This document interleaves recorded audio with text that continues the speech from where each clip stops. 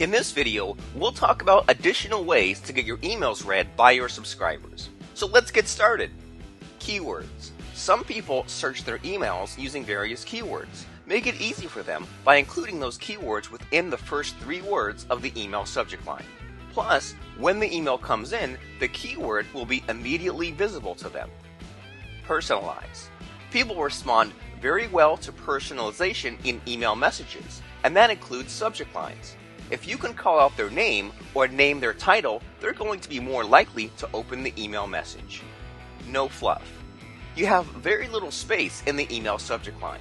How long your subject line is will depend greatly on your audience. Test different lengths of subject lines to find out what works well with your audience, but the rule of thumb is 1 to 7 words or less than 130 characters. Name drop. A great place to name drop is in the subject line of an email.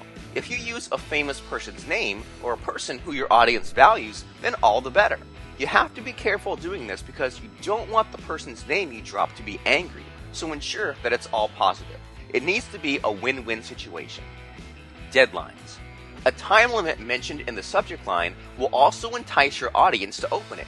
If you offer a special that expires in 3 days, say so in the subject line so that they know that they need to open now and not wait until later. Note: make the deadline real to be most effective. Creating subject lines that encourage opening of emails is something that you need to consider carefully based on your topic, your audience, and the results you're hoping to achieve through your email marketing messages.